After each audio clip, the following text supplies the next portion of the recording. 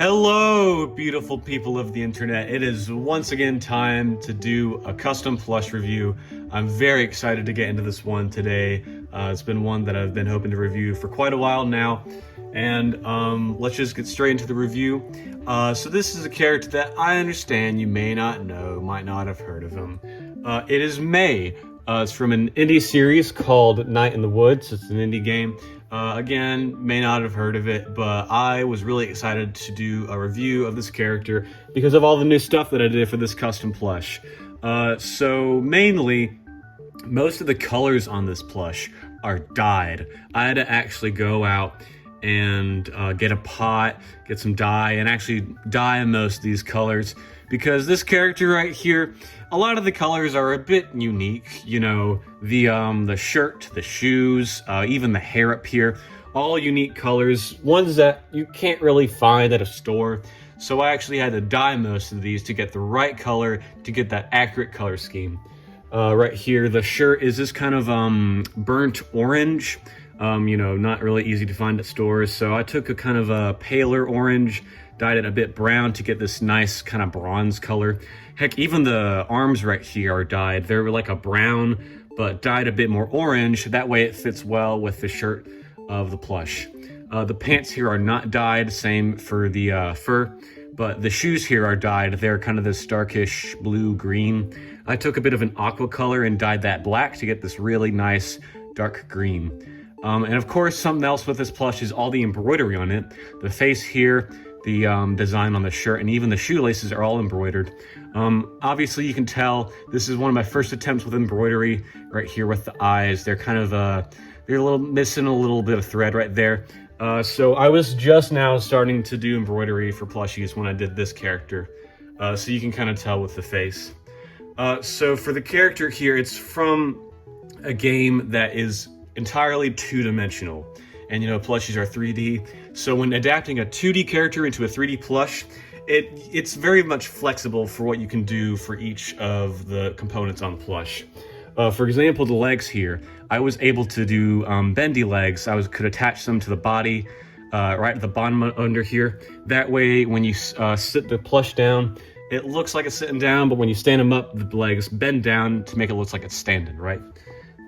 So the head, it's much bigger for the average plush. Gives it that kind of plushy look, helps with the 2D design to get that plush look.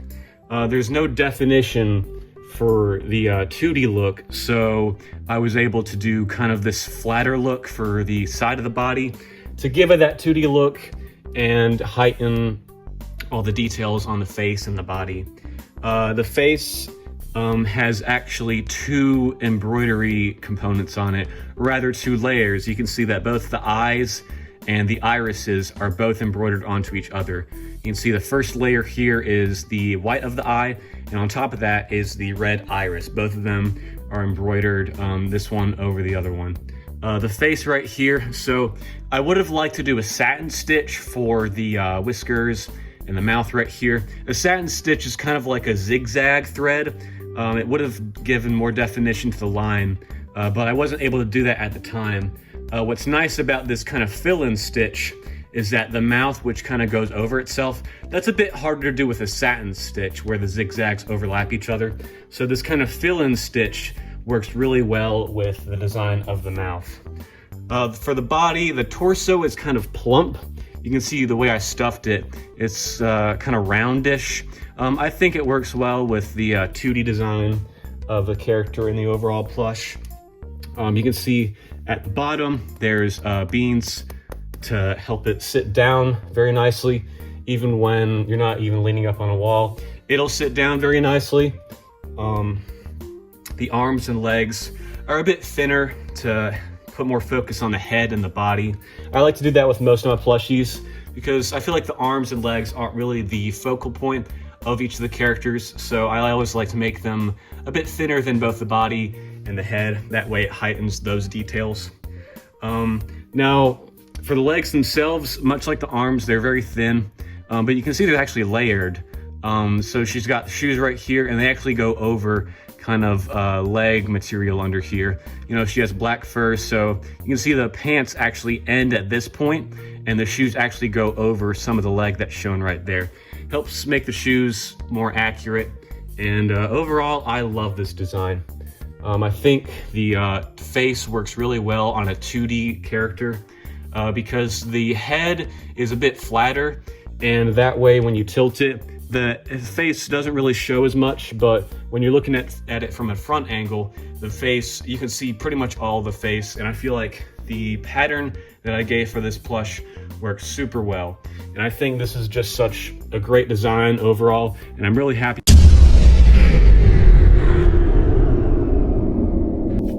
What the? Are you serious? Oh my God, are you serious? Richard! Richard! Oh man, oh gosh, oh man, oh man, oh man, oh man. Richard! Oh, hey man, what's going on? Hey, how's it going, man? Good to see ya. Richard, you mind explaining something to me, buddy? Oh, look, man, I know what it looks like, but it's not as bad as it looks. I know I'm on Bill's duty this week, but look, they fired me. You work the deli at a supermarket? How could they fire you? Oh, yeah, and you think they wanted a pig working there? Look on the bright side, man. All this darkness around here. You can get some candles around here, make it real aesthetic. I swear I'm gonna... Look, man, I'm busy. I got something to do. When I get back, this better be fixed. How am I supposed... Sure, man, no worries. I got it. Guys, I am so sorry about that. This whole review is completely ruined. I'm so sorry. Well, I guess now's a good time to show off the face. Yeah, you can see it actually completely glows in the dark. The camera has a hard time picking up the glow feature, but you can see both the thread for the mouth and around the eyes, and even the fabric itself, both glow in the dark.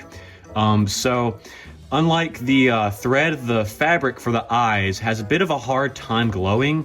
Fabric obviously should have a harder time glowing than the actual thread because the pigment in the thread shows up way better than the fabric should. So it's a bit of a hard effect to create with both the fabric and the thread, but yeah, it all completely glows in the dark. Not with a great extent. Again, this was my first time with embroidery, so doing this effectively on the first try was super hard to do, but I created the effect and it works super well. I'll show pictures of it glowing completely in the dark. It's so much easier to see what I'm talking about there. Because in this kind of lighter room, it's a bit harder to show off. But yeah, overall, that is May from Night in the Woods. I'm very happy with how she turned out. I think this plush is pretty good. Not the best overall, but with the dyed colors and the embroidery and the glow in the dark, she is such a great custom. I'm very happy with her. And yeah, thank you guys so much for watching, and I will see you in the next review. Bye!